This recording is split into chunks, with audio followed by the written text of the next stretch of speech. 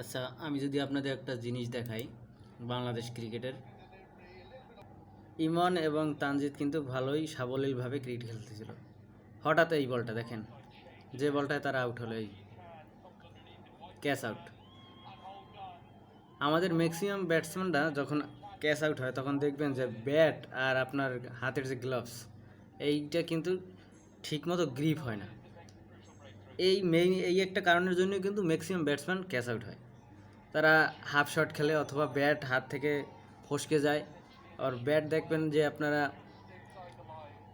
যে সারফেসে সে ব্যাটটা বলের সাথে ক্লিক করছে, ব্যাটে বলে আসার পর কিন্তু তাদের ব্যাটটা হয়তো যে কোনো একদিকে ঘুরে যায় অথবা আপনি ওপেন সারফেস হয়ে যায় ব্যাটটা।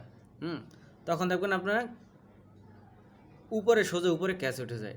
এখন এই হচ্ছে আমাদের বাংলাদেশের সহজাত একটা ভুল ব্যাটসম্যানদের। তারা যদি 2 বা 3 বল পর পর তাদের যদি ব্যাটটা গ্রিপ হয়েছে কিনা ঠিকমতো হাতে গ্লাভসের সাথে ওইটা যদি চেক করে, তাইলে কিন্তু এই ঘটনাগুলো ঘটে না। আর আপনারা যদি অন্য কোনো টিমের প্লেয়ারদের কথা বলি, যেমন আপনার MS ধোনি, সে কিন্তু প্রতি বলে আপনার গ্রিপটা চেক করে যে ব্যাটের সাথে গ্লাভসের যে গ্রিপটা ওইটা ঠিক আছে কিনা। আর একজন আছে ওয়ার্নার, এর কারণেই কিন্তু এরা প্রতি বলে 4-6 মারতে পারে। আমি যদি ওয়ার্নারের বা MS ধোনিটা আপনাদেরকে একটু দেখাই তাহলেই বুঝতে পারবেন। দেখেন, আমি সার্চ বারে সার্চ দিয়েছি ডেভিড ওয়ার্নার ব্যাটিং গ্রিপ। এখানে কিছু শর্টস আছে, আমি যদি এই ভিডিওটা দেখাই, সে কিন্তু একটা বলও খেলে নাই। তারপরে কিন্তু ব্যাটিং গ্রিপটা ঠিক আছে কিনা এটা কিন্তু আবার চেক করে আবার নতুনভাবে গ্রিপ করছে। এই কারণে তারা যেভাবে তাদের ব্যাটটা সুইং করাতে চায় সেখানেই কিন্তু তারা রান পায়।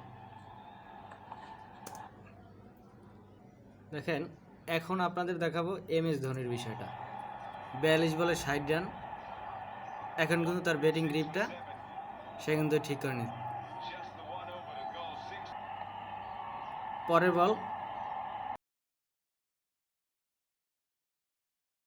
বলে কিন্তু সে 4 মেরেছে।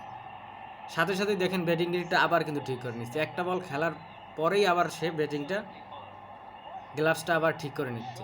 আর আমাদের ব্যাটসম্যানরা 2-3 ওভার খেলার পরও মনে হয় না যে আমাদের ব্যাটিং গ্রিপটা একটু ঠিক করে নিয়ে।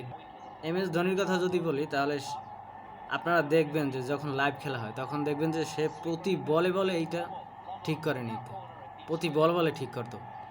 আর ওয়ার্নারও এই জন্য এদের দেখেন, এরা যে স্টাইলে শট খেলতে চায় সেই স্টাইলেই আবার আপনি যদি দেখাই আবার সে কিন্তু ব্যাটিংটা ঠিক করতে নিচ্ছে। এই কারণে এরা এত 6 মারতে পারে, এত রান ভালো করতে পারে, বুঝছেন? যাই হোক, এভাবে যদি ছোটো ছোটো ট্রিক্স তারা ফলো করে বড় বড় ব্যাটসম্যানদের দেখে, তাহলে কিন্তু বাংলাদেশ ক্রিকেট আরও এগিয়ে যাবে। ধন্যবাদ সকলকে।